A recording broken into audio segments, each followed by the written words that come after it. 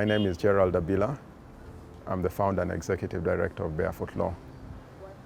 BarefootLaw's mission is to get the law to vulnerable people across Africa. And the big idea is tech-enabled legal support. So we use tech-enabled legal support to get the law to vulnerable people across Africa.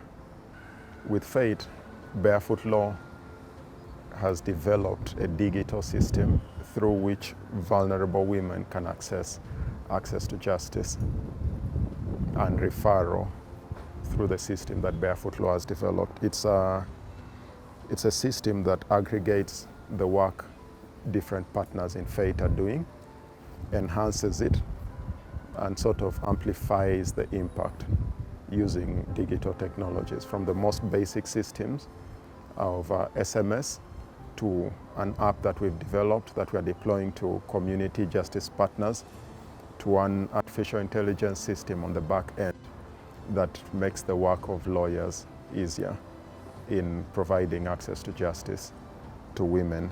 And our goal by the end of the project is to reach 10,000 women through the system. And I believe we're on target to achieve this.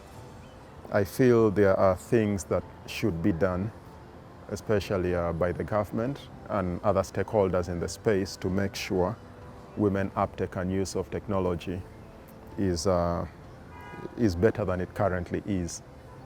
I believe where we are going, access to digital technologies is a human right and should not be looked at as a luxury like it was 10 or 20 years ago.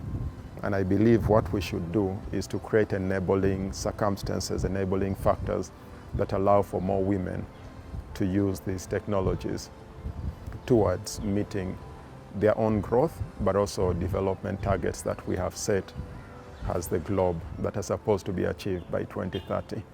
So I believe if we do not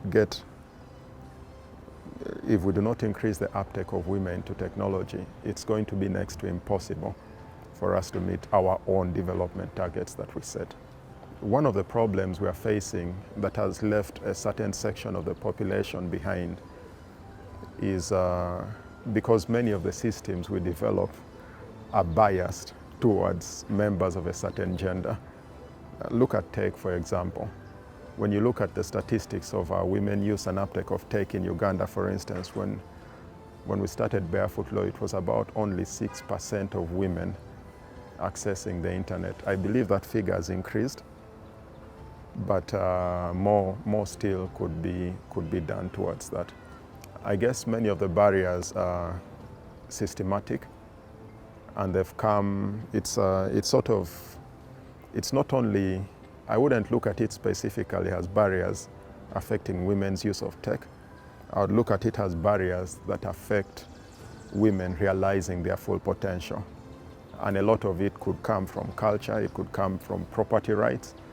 Because of biased property rights, I mean a phone or a computer is property.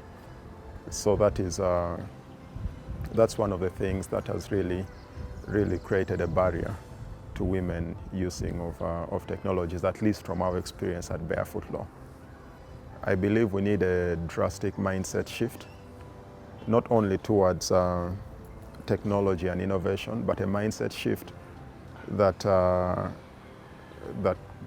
circles around equality and changing mindsets towards property rights, changing mindsets towards women's rights, changing mindsets towards customary rights, because through all these then we will create an environment that will eventually spill over and get more women to access gadgets, access technology, and access the benefits that these technologies provide.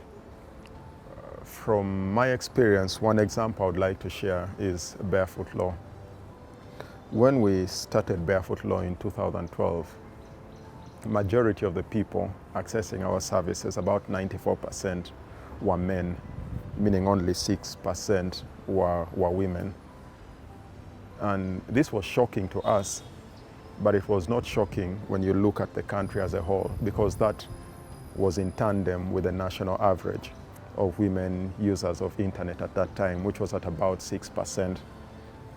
We then took drastic measures and set a target to try and increase that usage to 30%, 30% of women using our services.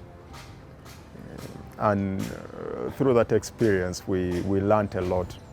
We learned, for instance, that to create safe spaces for women, you need to extend some of the services to where women are. And usually, at least from our experience, to the services that we provide, which is legal, you need to extend the services to the last mile and beyond, which meant we needed, as BarefootLaw, to go out into communities and generate usage, generate uptake. We needed to get out of our comfort in urban areas and go to rural areas, not even at towns, but down to villages. And of course, this meant we needed different technologies. While in urban areas, we were relying mostly on the internet. The further out of town you went, the lower the threshold of technology. And so we had to develop services, the most basic being SMS, and also radio station skits and programs to get the last mile, or to get women in rural areas to use the services. So the lesson for me is that we need to be deliberate in how we design our programs. We shouldn't be part of the problem, and the problem in this case is exclusivity. Many of the systems and the programs and the ideas and the technologies that we've designed are technologies that we've designed that in the end enhance the barriers that we've thought we are going to overcome. And we should instead be thinking the other way around and create technologies that include. And one other lesson that I like to share from a personal point of view is that many times the technologies that appeal to the grassroots are not fancy. And because they are not fancy, they don't sell. And because they don't sell, they are not something that many of us are happy or proud to share. And yet, the most impactful could be the most basic. For me, primarily, we need a mindset shift.